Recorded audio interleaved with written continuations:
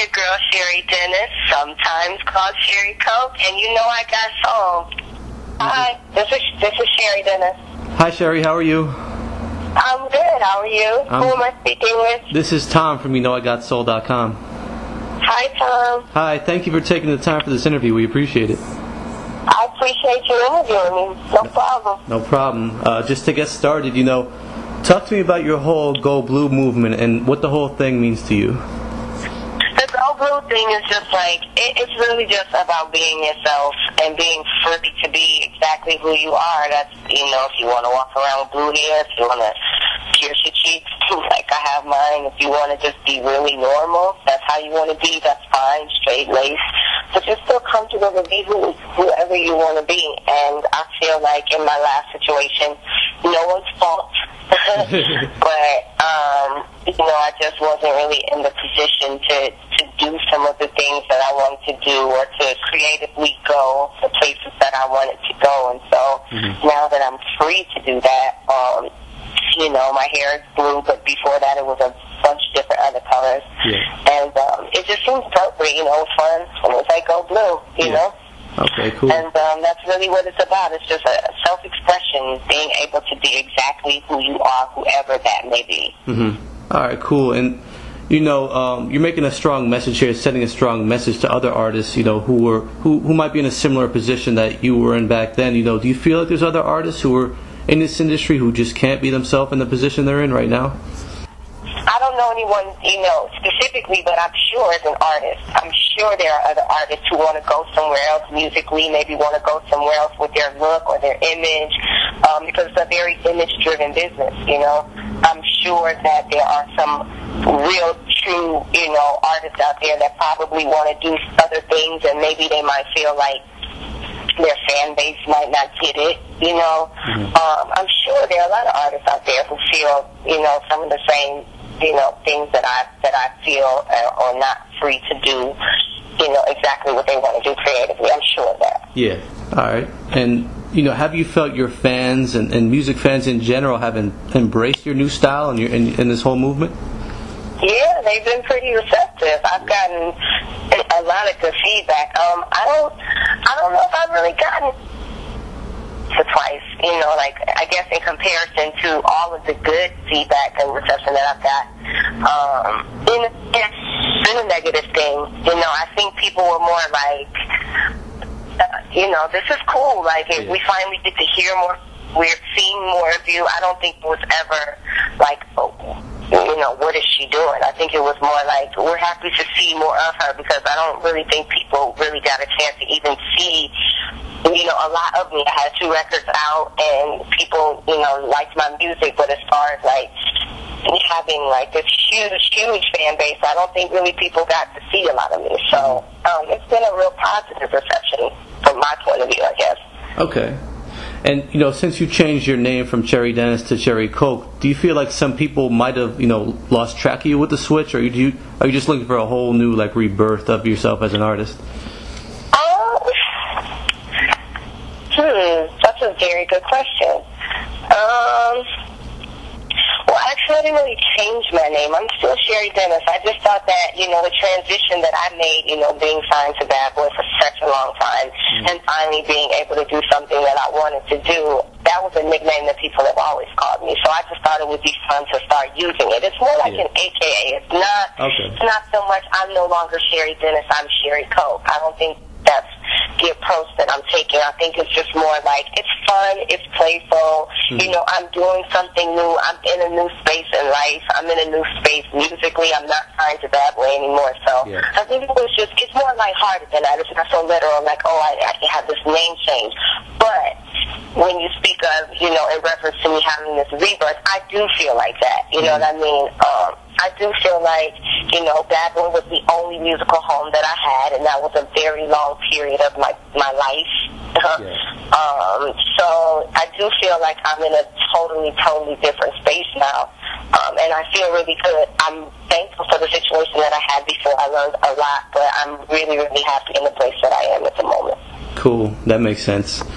And your website is pleasedon'tbitemyhair.com. What does that mean?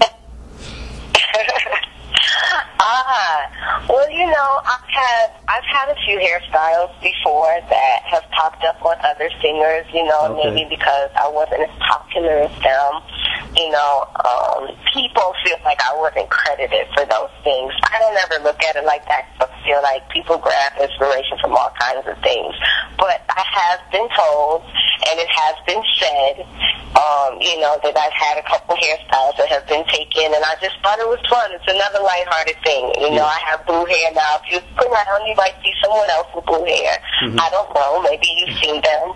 But, you know, it's just been like, you know, just don't bite my hair, man. Like, you know, you can pull inspiration, but just don't bite. Hey, don't do that. That's not cool.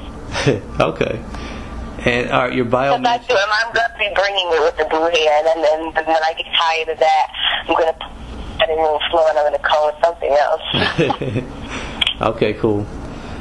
Your bio mentions that your music will have, you know, classic sounds from the pop genre. So I was wondering, are you going to go with more of a pop sound in the future, or are we going to hear the R&B that we're used to from you? You know, what can we expect? I think you're always going to hear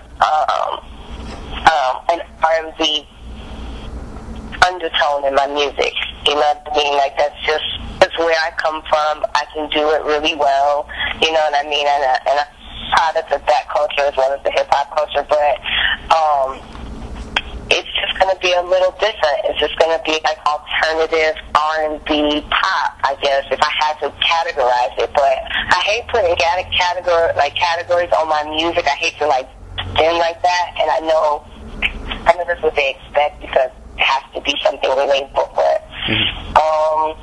I just feel like there will always be that undercurrent down for me because that's just what I'm based in. But it's just going to definitely be different. It's going to be some other elements added into it. If you want to call it pop, cool. If you just call it what I call it, I don't care. I just want people to listen, you know?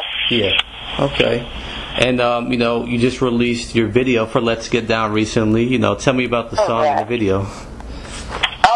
The song was a really sexy song, and I don't think anybody's ever seen that side of me. I think with I Love You and Portrait of Love, those are like really safe and nice songs. And, you know, I don't think they ever got to see that side of me, the sexy side. So I recorded the record, and I just took a very literal stance with the video. You know, it's me doing something no one's ever seen me do, which is, you know, boo sex. Yeah. All right. What is your current label situation? I'm independent. I'm signed to myself, and I'm actually entertaining a few things. I'm really happy right now doing the independent thing. I mean, of course, it's harder because everything is funded by you, you know, because I don't have an independent deal. I'm doing it independently, and I have my own company. And, you know, it's just like the freedom is a lot better for me that I have right now. Just in terms of having that machine, of course, sometimes it's easier. But, you know, that is the situation right now, and I'm about to put out a mixtape, and it'll be ready for July. And it's just like a compilation of all the music that I started to record once I left Bad Boy. You know, so it's like a transition, and I kind of wanted people to just see that transition and kind of set the tone for when I do release an album. Okay. And, you know, talk about some of the music you're currently working on. You know, who are you working with right now? Talk about that. Well, I'm not the type of person who really right now, again, you know, I'm doing my own thing. I'm not working with any big name producers, anything like that. I worked with a guy named Dub Young, and he did a lot of the stuff that you're going to hear on the mixtape. And once I left, I just came back home to Ohio, and I just started to record. And so that's what I did. And the situation that I'm entertaining right now is destined to meet somebody big, but I don't want to put that out there because, you know, it's not a definite situation, and I just would rather have it more refined until I put it out there. But I am in this situation. Okay. You know, earlier you mentioned you spent a long time on Bad Boy, and you learned some lessons while on that label. You know, what is probably the biggest thing you learned that will help you, you know, with your new situation? Oh, gosh. Take the the negative things and turn them into a positive. Instead of being reactive, just be more proactive. Yeah. I think a lot of times in my old situation, when things would happen, disappointments would happen, I would kind of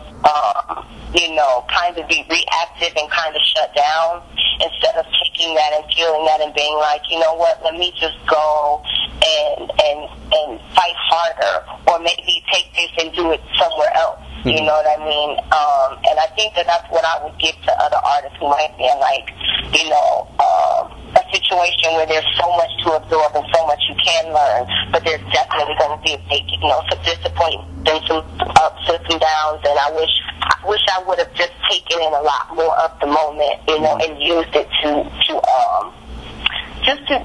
progress more, just from my standpoint, you know what I mean? Yeah. Just as an artist and an individual, I wish I would have taken a lot more of what I was around, and absorbed it just a little bit more instead of letting some of the things make me retreat and shut down. Mm-hmm. Okay. Did that make sense? Yeah, that definitely made sense.